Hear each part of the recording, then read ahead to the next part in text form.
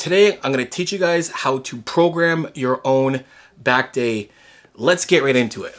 Now, what do we want to achieve? Number one, when it comes to exercise selection, we want the most amount of muscle hypertrophy. We want to put ourselves in a position that's gonna give us the greatest amount of stretch. Now, when we're talking about back, remember, what we really want is to make sure that we're in a place that our body's getting that complete stretch. So like basically getting your entire arm all the way here and all the way down, whether it's coming from a high pull or a high row.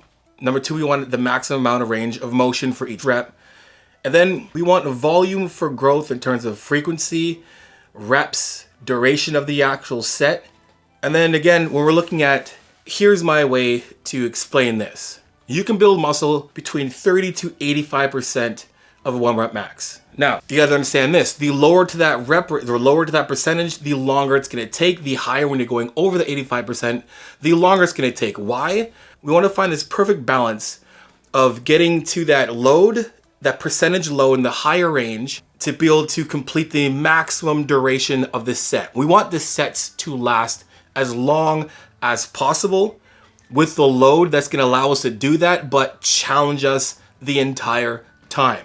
Now, when it comes to tempo, it's a 2 to 3 second negative. And what do I mean by 2 to 3 second negative? It means that when you start off your set, you'll probably be able to but you'll be able to achieve 3 second negative.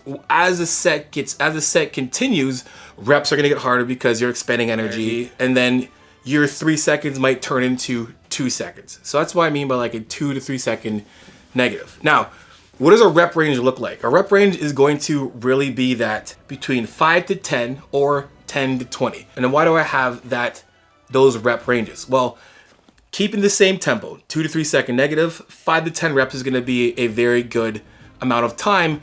And I'm looking at for that rep range for more so of those non-chest supported or hinging type movements when we're doing back.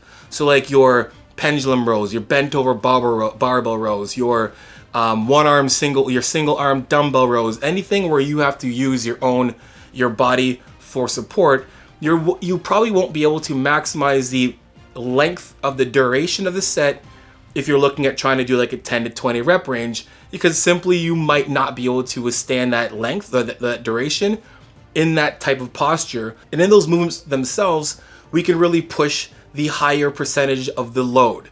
So if you're doing like, for instance, if we're doing like a bent over barbell row, we might want to do something like, something around the lines of 70 to 85% of the 1 rep max. And then being able to use that load, you probably will be able to do 5 to 10 reps with a 2 to 3 second negative. So put it this way, if I have 5 to 10 reps, 2 second negative, 1 second positive, 1 second of pause in the stretch, that's either 4 to 5 second rep. So if you have 5 to 10 reps, we're getting about 20 or 25 to 40 or 50 second set, right? That's very long. So that 5 to 10 rep range for those non-chest supported movements. And then you're looking at the 10 to 20 rep range for those that are chest support movements. Now we can also add something like, within the 5 to 10 rep range, we can also add something like pull-ups, assisted pull-ups or weighted pull-ups. You're looking at that as well too, and being in that 5 to 10 rep range. Now, what we want to achieve, right? If we want to make progress and make this optimal and get the best out of this, we want to make sure we're pushing our limits, but being able to pull back. So what I want is, we want a 2 to 3 RER, reps in reserve, or a 7 to 8 RPE. Give you about a gauge, right? And then I would say 1 to 2 of the sets you do are about a 8 to 10, or maybe even like a set to failure, right?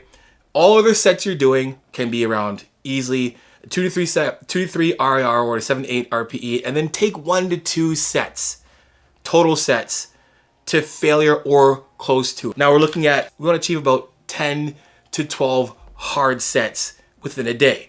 Now when it comes to total sets, we want to do at least 1 hard set for each exercise, which will give you around, like, I would say maybe 3 to 4 hard sets, and then to a 10 to 12 hard sets. Anything between 3 to 12 hard sets. Let's get into the actual exercises. All right, I'm gonna show you exactly how we're gonna program it for just once a week. And if we wanna do it twice a week, you're gonna follow the exact same format as I'm going to show you right now. So your first exercise is gonna come out and you're gonna do a high pull or a high row, right? You can do something like a an underhand or overhand pull-up, a machine high row or pull down, or a cable pull downs with a underhand grip or neutral grip or overhand grip. When we're doing pull-ups or pull downs, the difference is where our arms are gonna be. When we're doing pull downs, we're doing shoulder adduction coming from the top all the way down. The biggest difference between doing a high pull or a high row is this. So just a review, high pulls, you're looking at shoulders coming to the side, shoulder adduction, and then you look at shoulder adduction and the scapulas don't do anything but basically stay depressed. And then you're looking at high rows, the shoulder is doing more of shoulder extension, and then we're getting that scapula protraction retraction. So we're getting the rhomboids, the traps, the rear delts, and as well as the lats. Now, how many times have you been training but lost the pump, you lost your drive, and maybe you can feel your body breaking down from muscle cramps? Well, I'm sorry, but drinking more water or taking more caffeine won't fix the underlying issue. Guess what? I have the answer for you. Blue Star Nutraceuticals Amino Fast will increase performance, reduce muscle soreness, improve hydration, and prevent cramps. And guess what? All our flavors taste amazing. So guys, hit the description below and use my code now, Johnny10 for 10% off your next order of Amino Fast now. Okay, back to the show. If we're going to do this twice a week, if you're training twice a week, what you want to do is basically one day you do high pulls and the other day you do your high rows or swap. So your first day could be like a, overhand pull up, and your next day can be an underhand pull up, right? Simple as that. Or a machine row, or a lat pull down, or a cable lat pull down, or a cable lat pull down using underhand grip. Good. Now, rep range for that. If we're doing pull ups, I'm looking at a 5 to 10 rep range. Whether you're doing underhand grip or overhand grip, it's a very hard exercise to do. Your body gets gassed a lot more. Your grip's very, very much involved with this a lot more because you're holding your entire body. Whether you're doing it assisted or not, I would say stick to that 5 to 10 rep range and really push that 2 to 3 second negative as well. Now, if we're doing, say, machine rows or pull downs, or where you have leverage to be able to pull, you're looking at that 10 to 20 rep range, 2 to 3 second negative. Now, getting into the chest supported rows, which will be our next exercise after that. Now for our next exercise, we're looking at chest support movements, right? So looking at chest supported machine row, chest supported T-bar row, chest supported dumbbell row, or anything chest supported, we can push a little more with a load, and we can actually increase the rep range as well too. So look at something like a 10 to 20 rep range. If you're doing this once a week, pick an exercise that you like that's chest supported. If you're doing this twice a week, then think about just changing the exercise the next day. So one day, say you're doing machine row, and then the next day you're doing maybe T-bar row. The point of this, guys, is this going to give us the ability to have that good support and leverage to really push that protraction and retraction of the scapulas, so we can get the rhomboids, the rear delts, the traps involved, because that's going to create that overall thickness as well as the lats being engaged as well too. So if you look at how we're programming this right now, we are making sure that we have the best of both worlds. The first exercise is going to still emphasize a lot of that width. The second exercise is going to emphasize more of that thickness. Now, when it comes to width and thickness, again, regardless if you're pulling from high or not, we're still creating shoulder extension or shoulder adduction in some way, shape, or form, right? Your lats are going to be involved no matter what. And just in chest supported rows or rowing exercises, those scapulas will be protracting, retracting, which will emphasize those thicker muscles if you're looking at that 3D. So if I'm looking at somebody straight on, that's width. If I'm looking at somebody turning to the side and then they got some nice big traps, rear delts, rhomboids, and all the good stuff, that's thickness. What we're doing basically is we're going from a high, medium, and then we're looking at some type of a hinge row. Right now, we've basically covered everything so far but our erectors. Now again, erectors are going to be part of your back exercise because we want to make sure we're strong right from the hip all the way to the neck, literally. So we're looking at something like a hinge row. Now, when we're looking at hinge rows, we're looking at, say, like your traditional landmine row, your bent over barbell, dumbbell, or Smith machine row, your leaning single arm dumbbell row, anything where you're in a hinge position, your chest is parallel to the floor, and you have to create your own leverage based on your body. That is our hinge rows, and that's going to incorporate, again, still lats, rhomboids, rear delts, traps, all those things because of the protraction, retraction, and then your erectors because your erectors are gonna help keep your body in that position. So basically your erectors are being worked in an isometric hold position while you basically do the row movement. So if you're going to do, say, one day, just a 1 day a week training, just pick your best one. And then if you're doing it twice a week, we'll put it this way. One day, say you do landmine row. The other day, maybe you do any of the other movements. Just basically flip flop. Now, again, rep range from there, we can look at some of the rep range again with that 5 to 10 rep range, still keeping that 2 to 3 second negative.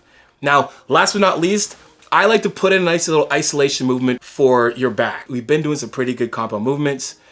I like doing an isolation movement, something like a straight arm pull down or a dumbbell pullover. That movement itself, yes, it's going to incorporate some of the other muscles, but more so in a body postural standpoint, not necessarily in a hypertrophy standpoint. The most amount of hypertrophy that's going to happen is going to be caused from the shoulder being extended from here and pulling all the way down. So I like adding that in there. And when it comes to those movements, I'm looking at something like a 10 to 20 rep range, still with that 2 to 3 second negative. Really forcing a lot of the blood in that stretch position. Remember, for all of these exercises, we want to do that 2 to 3 second negative.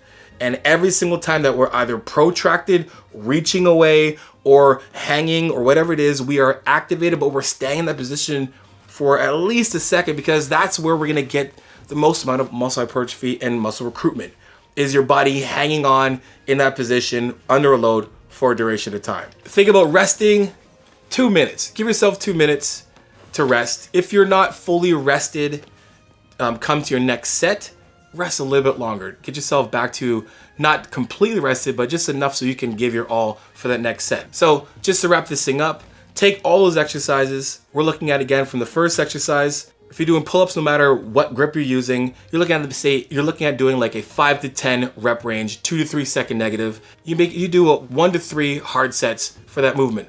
Next move down, we're going to those chest supporter movements. Again, we're doing the chest supporter movements. You're looking at a 10 to 20 rep range, that 2 to 3 second negative. And again, here you can do 1, 2, 3 hard sets. Your third exercise is gonna be that hinge position. Let's take those again for 1 to 3 hard sets. For there, 5 to 10 rep range, 2 to 3 second negative. Last but not least, for isolation movements, we can do 1 to 2 hard sets in that rep range of 10 to 20 reps with a 2 to 3 second negative. And there it is. And then if you want to, we can add in some arms in there as well too, or some delts, but that will be in the next video. Anyway guys, hope you enjoyed the video. If you give this workout a try and try it on your own, let me know in the comment section below. Until next time, you know how it is. Iron sharpens iron. Progressive overload your life. In the meantime, keep gym chasing. Peace.